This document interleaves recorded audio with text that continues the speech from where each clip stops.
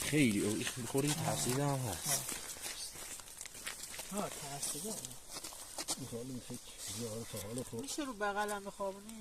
تو حال آدمیزاد کن نه راست میگه. ما قشنگ سوموش برس نه تا نه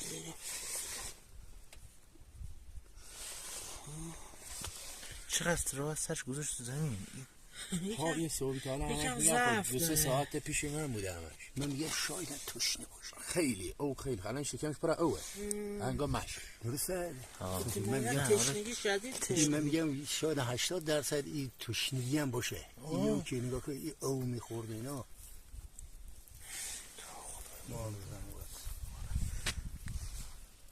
یه سال چیزی هم تو نداره.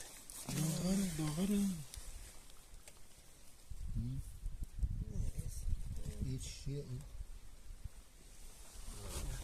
یه سال نداره ایده تو؟ نه چیزی معلوم نه دوبار کود ریخت دوبار کود ریخت پشکره پشکره یه تکونی دام و خودش جون گرفت دوباره کود ریخت اینجا هم دوباره کود ریخت.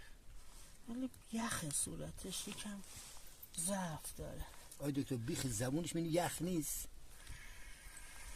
نگاه این حالا این شاید آب خورده الان یکم خلط دماغ داره. آب یه ساعت پیش شاید خلط دماغشه. یک ساعت پیش خورده. یه ساعت پیش آب خورد. شاید خلط دماغش اومده اینجا اینجوری. جفایی که نه علائمی نه از پی پی آر داره نه از تب برفک خدا رو شکر علائمی داره. هیچی اگه تب برفک باشه اینجا توبل میزنه یا مثلا میشله میچاکه شما دیدین که حالا اگه موقع دیدین به ما گزارش کنه. اگه به منزی که یک آب خورده مخواست بکنه بره تا حیونا ما بدن پارش میکنه زنگی هم خوب کار که بله شدن اینا فوق العاده اصلا دلش گوش میزنه دلش نمیده.